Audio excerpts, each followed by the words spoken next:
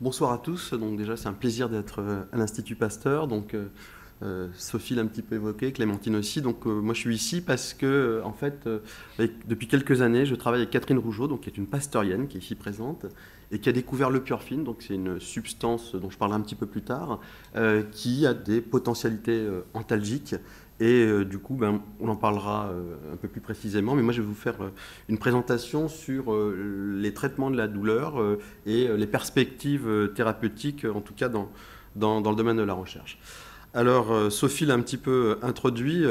Actuellement, donc, vous avez entendu les médias parler de cette crise des opioïdes, avec donc un abus de ces opioïdes qui ont été déversés par l'industrie en disant que c'était pas dangereux, qu'il fallait en utiliser. C'est-à-dire que les patients sortaient de l'hôpital avec un mal de dos, avec des opioïdes, et du coup, c'est des gens qui sont désocialisés, qui font des overdoses. Vous savez que le principal effet secondaire de la morphine, c'est la dépression respiratoire, c'est-à-dire qu'on oublie de respirer, on s'arrête de respirer et on meurt. Et donc, ça, c'est, pour vous donner un petit exemple, l'augmentation de la consommation de ces opioïdes aux États-Unis. Vous voyez que ça a été, je crois, multiplié par 3, par 6 en quelques années, avec une incidence de mort vraiment très, très importante. Alors tout ça, ça amène, par exemple, la FDA américaine à se prononcer sur le sujet et dire qu'il faut absolument trouver plein de médicaments, d'autres médicaments que les morphiniques. Et ils ont fait une annonce spéciale au mois d'août pour dire qu'ils allaient raccourcir les délais d'expertise de ces médicaments pour essayer de trouver le plus vite possible des substituts à la morphine et donc à tous ces effets secondaires. Alors, le marché de la douleur, c'est quelque chose d'énorme. Sophie en a un petit peu parlé. C'est quelque chose qui représente 60 milliards de dollars, mais en utilisant des vieilles molécules. Il n'y a pas beaucoup de nouvelles molécules. Et tout ce qu'on développe actuellement, c'est essentiellement des associations dentalgiques. Il n'y a pas grand-chose de nouveau. Et puis, on a un énorme échec, c'est la douleur neuropathique. C'est la douleur, par exemple, de la hernie discale, de la sciatique, qui pourrit la vie des gens avec pas beaucoup de médicaments efficaces, avec un coût sociétal également très important. Alors la recherche dans le traitement de la douleur, en fait, il a été révolutionné, c'est-à-dire qu'on est passé de l'empirisme. Alors ça, c'est l'écorce de saule, dont on se frottait pour calmer la douleur, et qui a donné par la suite l'acide salicylique, donc l'aspirine. Et puis c'était connu donc depuis l'Égypte ancienne. Et puis à côté, vous avez donc la fleur de pavot, l'opium, qui était connu depuis 3000 ans avant Jésus-Christ, et qui a donné donc tous les dérivés de la morphine. Donc c'était vraiment de l'empirisme, et puis on est passé vraiment à quelque chose de beaucoup plus scientifique. On est rentré au cœur du sujet, mais pour cela, il faut un petit peu mieux appréhender donc la physiologie de la douleur. Et ça, on a fait d'énormes progrès en 30 ans sur la physiologie de la douleur. Et ça a permis donc de cibler des cibles thérapeutiques, donc des récepteurs, des canaux ioniques, des enzymes. Je vais vous en parler un petit peu assez rapidement, parce que je crois qu'à Pasteur, ce n'est pas vraiment la spécialité de la maison. On est plutôt dans l'infectieux, l'immunologie. Vous allez voir, ça permet de mieux comprendre un petit peu la recherche sur la douleur. Donc je vais passer rapidement, Sophie l'a dit, donc la douleur, c'est donc un phénomène qui est utile, puisque par exemple, si on se fait une infection sur une main, pour l'inflammation qui va se dégager, fait qu'on va essayer de protéger sa main pour pas que ça s'aggrave. On va essayer éventuellement, ça va être un signal d'alerte pour nous dire il faut la protéger, notre main, et éventuellement, si ça va trop mal, on va la couper. Parfois, c'est malheureusement un phénomène inutile. Donc notamment, c'est le cas de la douleur neuropathique.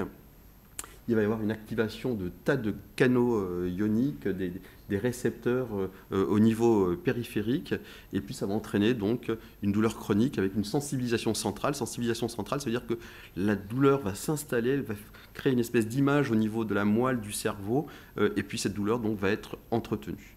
Donc, pour essayer de comprendre tout cela, pour comprendre les cibles thérapeutiques, on va revoir un petit peu rapidement la physiologie de la douleur. Donc on va partir de la périphérie, ici, où en fait on a le stimulus douloureux qui va se transformer en fait en signal électrique. C'est le premier phénomène donc de transduction, transformation donc d'une agression en signal électrique. Et ce signal électrique, il va être propagé, donc conduit par le nerf jusqu'à la corne dorsale de la moelle, où là, il va y avoir donc une espèce de modulation, modulation à partir de tas d'éléments, avec notamment des informations négatives qui vont venir du cerveau, qui vont essayer de freiner un petit peu cette douleur. Il y a des boucles descendantes qui viennent du cerveau, et puis tout ça, ça va donc remonter au cerveau et donner le phénomène de douleur. Donc en fait, quand il y a une activation des voies de la douleur, au bout d'un moment, quand la douleur se chronicise, il peut y avoir un emballement, et cet emballement est d'abord créé par l'inflammation, donc cette inflammation périphérique qui va entraîner une hypersensibilisation de ces récepteurs qui vont devenir hypersensibles, qui vont donner des espèces de décharges ectopiques. Ça passe essentiellement par des canaux ioniques. Et puis, par la suite, ça va donc donner ce signal électrique. Ce signal électrique conduit donc jusqu'à la corne dorsale de la moelle avec un chemin vers le cerveau et une redescente ici, à ce niveau-là, pour moduler le signal. Mais on parle donc de sensibilisation centrale. Qu'est-ce que ça va créer? Ça va créer, comme l'a dit Sophie, donc une baisse du seuil douloureux, c'est-à-dire pour des stimulus qui sont normalement pas très douloureux, on va avoir une douleur qui va être beaucoup plus intense. On va même parler parfois d'allodynie, c'est-à-dire pour des stimulus, par exemple, je vais à peine effleurer ma peau, où normalement je ne devrais rien sentir, je vais ressentir quelque chose de très désagréable, on appelle ça une allodynie.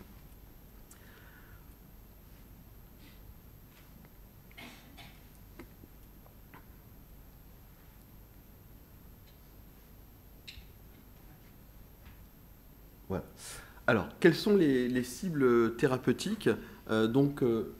Lors de la douleur chronique en périphérie, il va y avoir par exemple une hyperexpression donc, de ces canaux ioniques, et donc ça peut être une cible thérapeutique d'essayer de bloquer un petit peu ces canaux ioniques, ou en tout cas de baisser leur activité. Ici, donc, au niveau synaptique, donc c'est au niveau du dos, au niveau de la moelle, il y a également une hyperactivité des récepteurs et des neurotransmetteurs post-synaptiques. C'est par exemple les récepteurs AMPA, les récepteurs NMDA. Donc on va avoir des médicaments qui vont agir sur ces cibles, comme les opioïdes, les médicaments GABAergiques, tous les systèmes noradrénergiques. Ça, on connaît les cibles pour le moment. On n'a pas beaucoup de médicaments, à part nos médicaments morphiniques. Il va y avoir également une inhibition des systèmes freinateurs de la douleur, comme les opioïdes. Et puis, il va y avoir notre production de substances analgésiques endogènes. Ce sont les récepteurs endocannabinoïdes, qui vont agir sur le système GABA, et nos encéphalines, essentiellement, qui vont, comme l'a dit Sophie tout à l'heure, essayer de calmer notre douleur. Donc, c'est notre morphine endogène. Alors, il y a d'autres cibles thérapeutiques. Par exemple, au niveau périphérique, il y a ce qu'on appelle des canaux ioniques, des canaux sodiques, des canaux potassiques.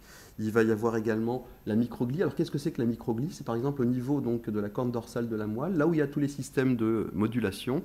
Et bien, cette microglie, ça va être les macrophages de la moelle ou les macrophages du cerveau qui, lors de douleurs chroniques, vont s'activer et renforcer un petit peu ces systèmes de chronicisation de la douleur. Donc là encore, on peut agir à ce niveau-là. Alors la recherche, vous voyez, elle travaille sur beaucoup de cibles. Ça, c'est tous les essais en phase 1 ou en phase 2 en cours pour de nouvelles cibles.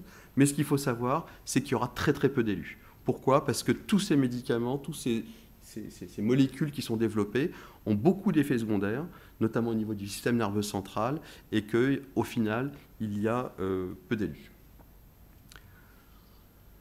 Alors, la recherche, c'est avant tout sur les opioïdes qu'elle se fait. Donc, il y a eu, par exemple, aux États-Unis, des formulations d'opioïdes sous certaines formes, où, par exemple, qu'on ne pouvait pas ni piler ni sniffer. Donc, ça n'a pas beaucoup montré d'efficacité.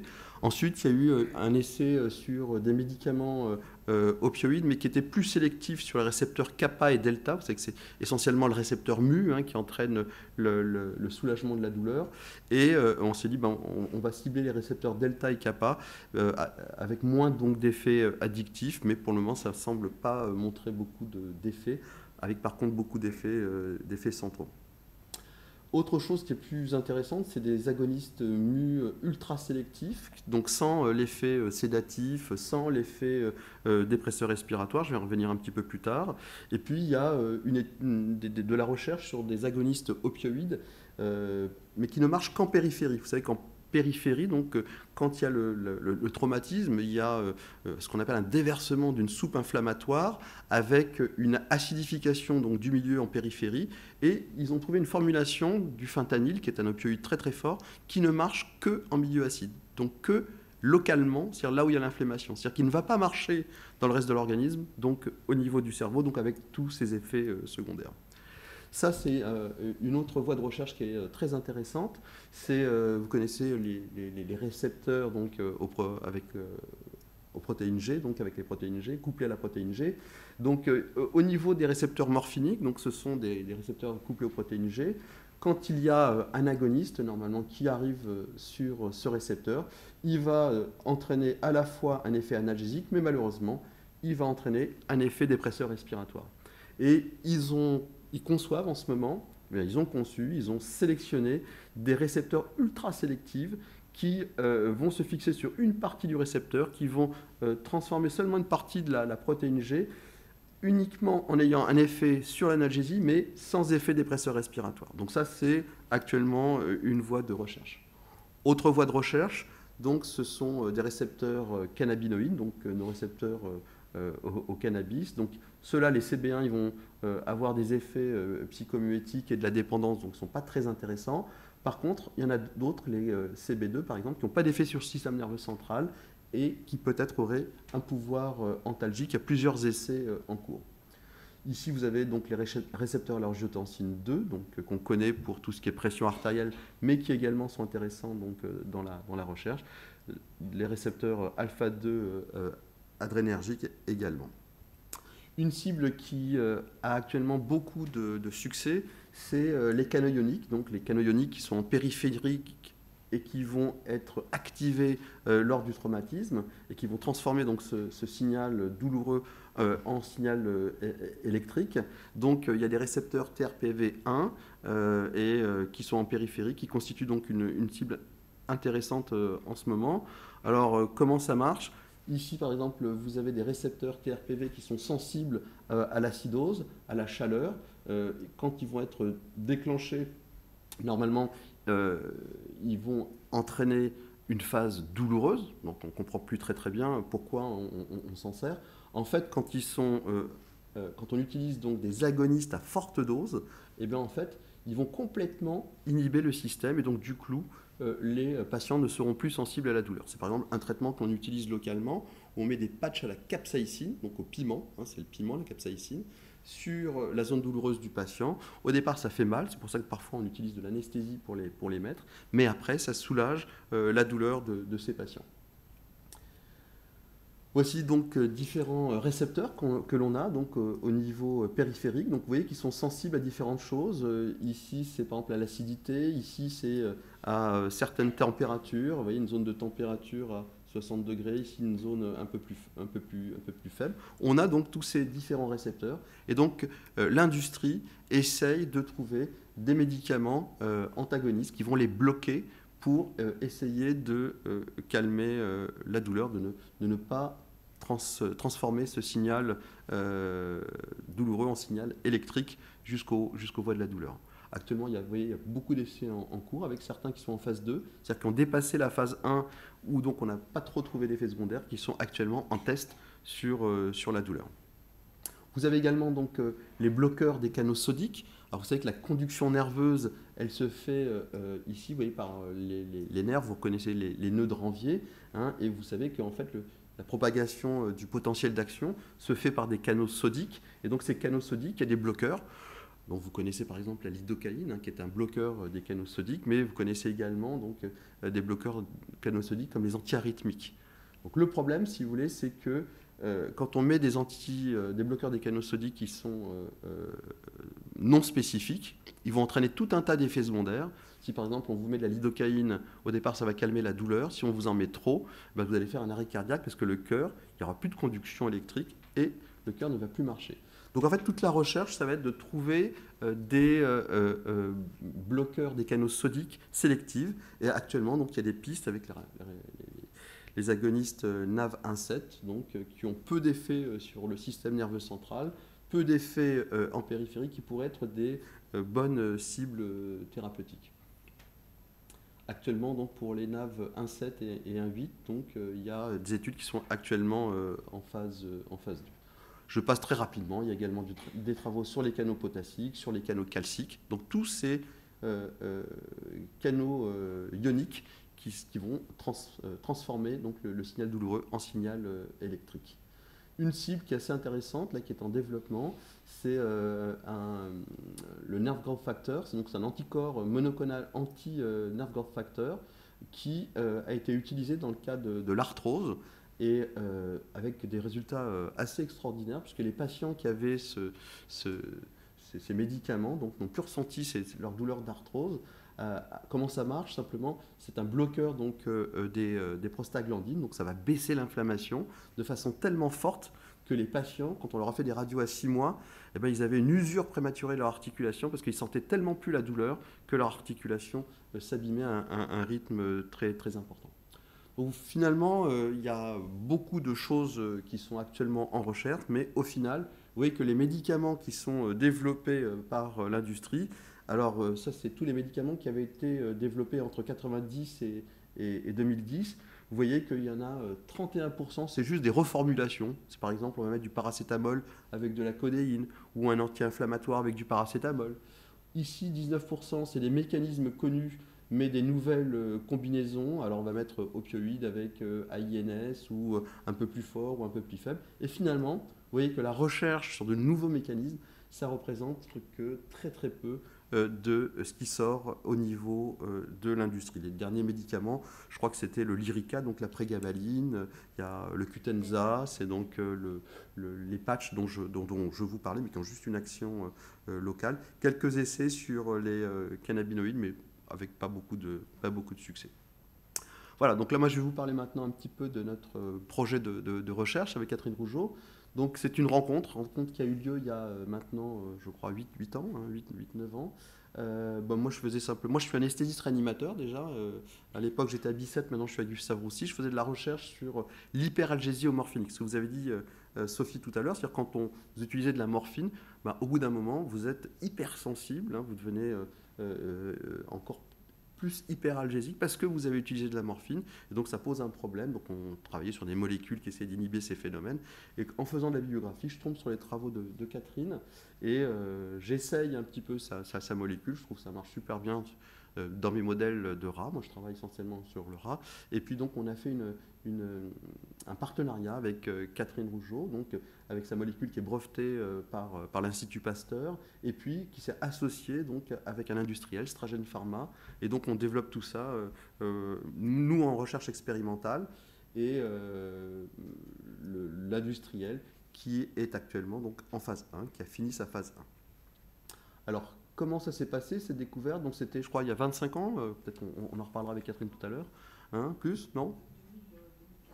Ouais.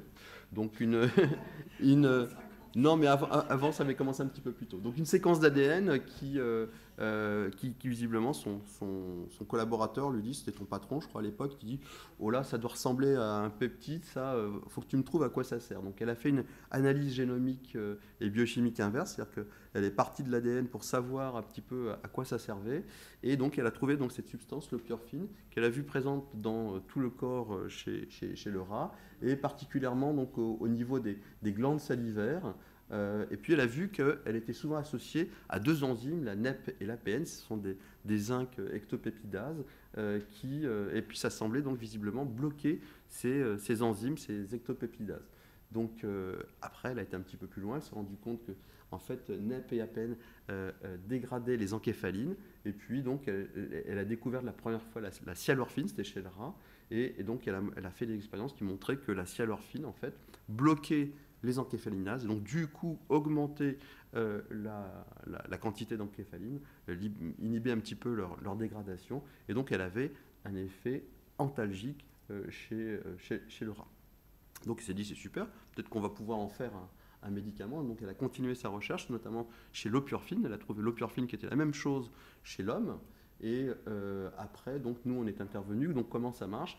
Bah, du coup, vous voyez ici, l'opurfine, quand on l'administre au niveau donc, médulaire, ou quand ça passe en tout cas au niveau de la corne dorsale de la moelle, eh ben, ça va bloquer les encéphalinases. Donc du coup, sur les voies de la douleur, donc uniquement où il y a des encéphalines qui sont produites, eh ben, on peut avoir une augmentation de ces encéphalines et donc un effet morphine-like, hein, avec nos propres, notre morphine endogène, donc les encéphalines, qui sont moins dégradées, en tout cas, qui sont augmentées. Voilà, donc ça a été donc... ça avait déjà cette idée de bloquer les encéphalinases, ça datait donc de plusieurs années, hein, de plus de 30 ans. C'était Bernard Roch qui avait créé des molécules. Hein, donc ça, c'était plus des molécules naturelles, mais c'est des molécules synthétiques. Donc une en est sortie, ça a été le Tiorfan, mais ça n'a pas servi à bloquer les encéphalinases, ça a servi essentiellement comme antidiarrhéique. Voilà, donc nous, on a travaillé sur différents modèles de douleur. Et on a montré donc certains résultats, si ça veut bien arriver. Voilà, donc Catherine avait montré donc que ça avait un effet analgésique chez le rat. C'était inactivé par des antagonistes des morphiniques, donc ça voulait dire que c'était bien les encéphalines, c'est-à-dire la morphine endogène qui était augmentée et qui avait peu d'effets secondaires, et notamment une absence de tolérance. Alors Catherine, elle avait montré que la durée de vie était assez courte, hein, de 20 à 30 minutes. Et donc nous, ce que l'on a fait, c'est qu'on a utilisé des micropompes qui délivraient donc l'opurfine pendant, d'abord la chalorfine, puis en plus après l'opurfine donc chez le rat, pendant plusieurs jours. Et on a utilisé ce qu'on appelle un modèle d'incision plantaire. C'est qu'on fait une petite incision sur la patte du rat. On met à nu le muscle du rat, donc on crée une espèce d'inflammation, et donc le rat devient un petit peu sensible pendant quelques jours au niveau de la patte du rat, et on voit, quand on lui met des petits filaments très très fins sous la patte, à partir de quel filament il retire sa patte. Donc c'est des modèles de douleur assez doux, et avec ça, donc, on a montré une efficacité, à la fois donc, avec ces filaments de Von Frey, mais on a fait également des tests à la chaleur et également des tests avec la douleur mécanique. Donc vous voyez ici donc, le seuil douloureux. Attends, la flèche ne marche pas très bien, mais en fait le seuil douloureux c'est en bas, vous voyez, en fonction du temps. Vous voyez qu'il se rabaisse, c'est-à-dire que le rat devient plus sensible, hein, il a une hyperalgésie, comme on l'a dit tout à l'heure, à la douleur, parce que sa patte elle est inflammatoire, elle est un petit peu sensible. Quand on lui met de la morphine, son seuil douloureux remonte, hein, il remonte même tellement haut parce qu'il est complètement insensible. Et vous voyez que quand on utilise l'opurfine, eh ben, on a également donc, le seuil douloureux qui remonte, donc on a un effet antalgique. Donc ça, on l'a montré avec plusieurs modèles de douleur. Donc on a conforté cet effet, puis en plus on a trouvé qu'il n'y avait pas d'effet secondaire. Donc on n'a pas d'effet secondaire donc, ni sur la pression artérielle, ni sur ni au niveau des pressions respiratoires. Donc ça c'était à gauche pour mesurer la pression artérielle du rat. Et ici ce sont des petits colliers qu'on mettait autour du cou du rat où on montrait qu'il n'y avait pas de baisse de la fréquence respiratoire et de la saturation en oxygène. Donc ça c'était tout ce qu'on avait développé pour montrer qu'il n'y avait pas d'effet secondaire. Donc on a fait une belle publication et l'éditeur en chef donc, de la revue nous a dit est-ce que c'est vraiment possible d'avoir un effet analgésique avec quelque chose d'opioïde sans dépression respiratoire. Nous, pour le moment, on ne trouve pas de dépression respiratoire. Pourquoi? Parce que c'est juste au niveau des voies de la douleur que sont activés donc, que les récepteurs morphiniques sont activés et pas au niveau central.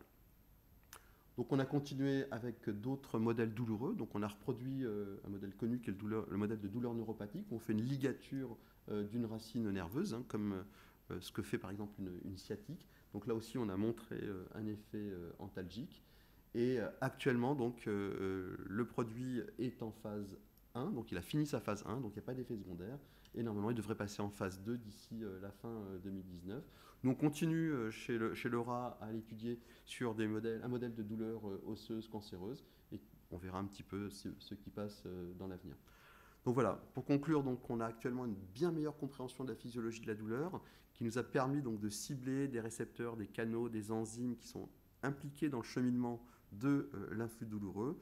Et donc la recherche dans ce domaine vise à créer des agonistes, des antagonistes à tous les niveaux de ces voies de la douleur, mais sans effet indésirable notable. Et là, il y a très peu d'élus, sans dépendance, mais j'espère que on en découvrira des efficaces, car c'est un vrai problème. Je vous remercie de votre attention.